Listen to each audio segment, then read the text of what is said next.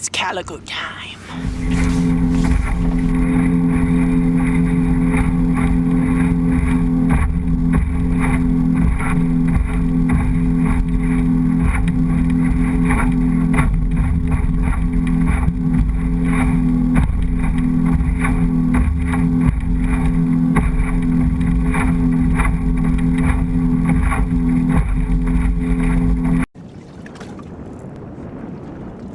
Get it reset up.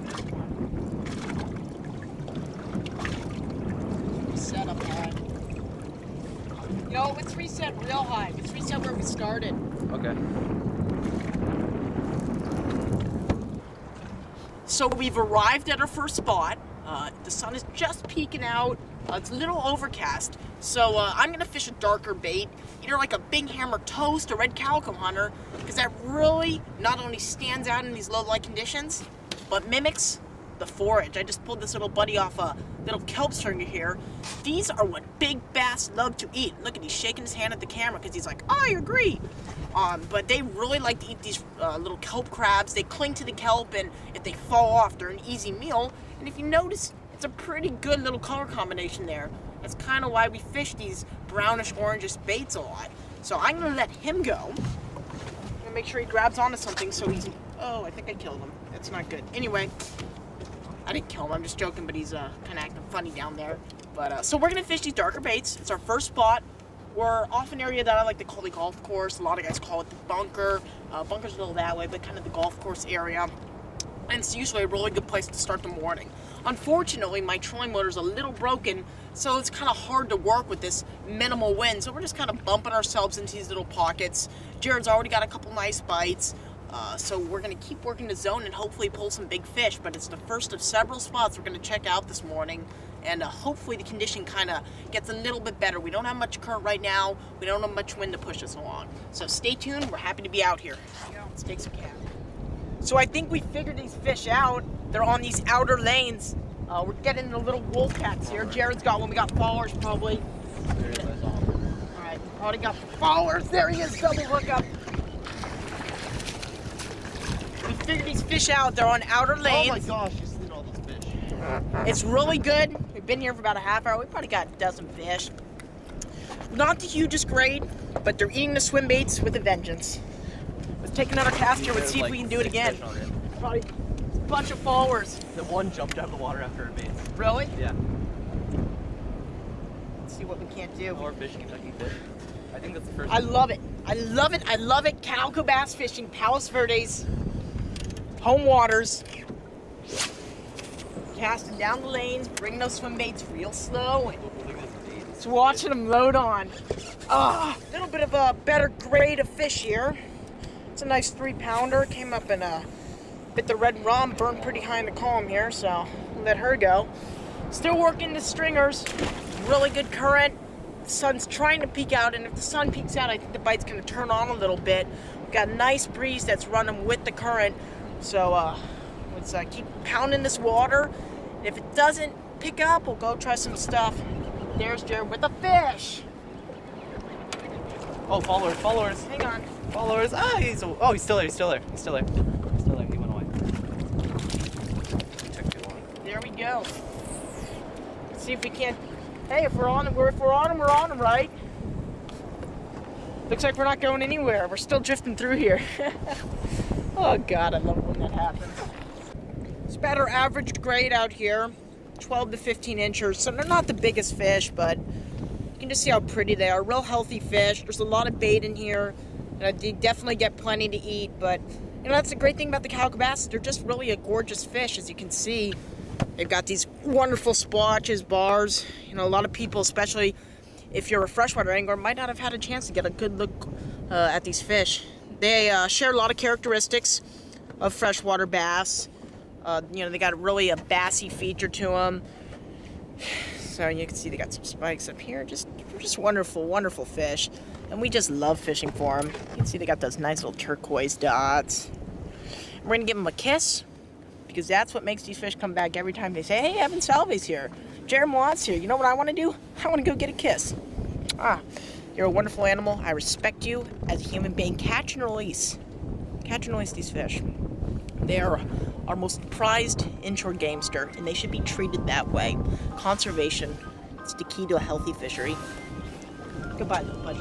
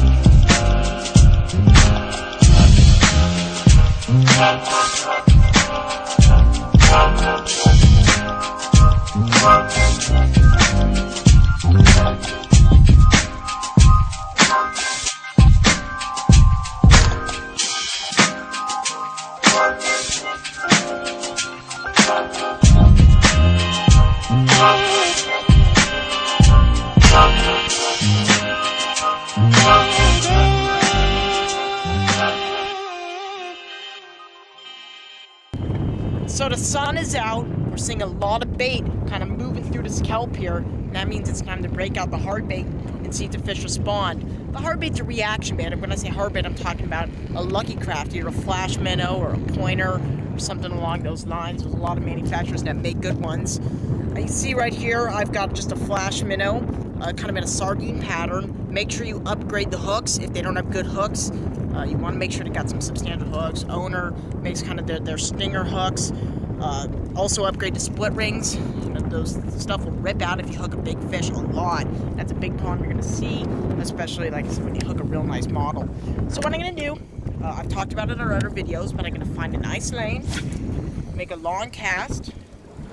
I'm fishing Shimano Crucial 711 MH. I've got a Cronard 100D. This is my hard bait rod when I'm using the bigger baits. I use a Kumara 711 MH when I'm using some of the smaller flash minnows, but this one has more backbone, so it's a little better. So I'm gonna hit the water there, hopefully get it somewhere near a kelp string or something laying down. I'm gonna take kind of a few jerks, little pumps here, and stop it. That bait's gonna dart, pause, and these baits suspend. And a lot of times the fish will eat it right on the suspend. So take a couple darts, pause it, couple darts, pause it, and kind of work down the lanes, down the stringers. And because it's a reaction bait, a lot of times the fish are going to see it and they're just going to jump out and grab it right away. They're not going to stare at it. They're not going to follow it for too long. They're going to eat it quick, and it's going to be a very violent strike. And you don't have to set the hook when you get bit. That's the biggest mistake people make, is they'll get this bite and they're going to swing. They're going to move this like that, and you're going to rip those hooks right out. Just let those fish load on. You know, you got 2 or 3 big old treble hooks. you're not going to have any problem with those fish sticking. And just maintain steady pressure and get them into the boat. But I'm only fishing these baits usually if we got clear water, we got the sun high in the sky, and we got bait moving through the kelp. And we've got that going on right now, so it's a very good tool.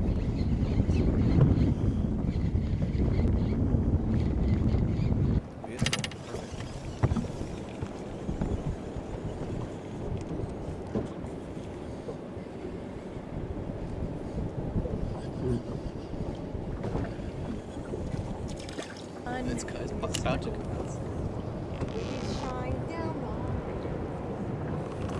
This big sun, golden sun. I wish it would shine on me. Oh God.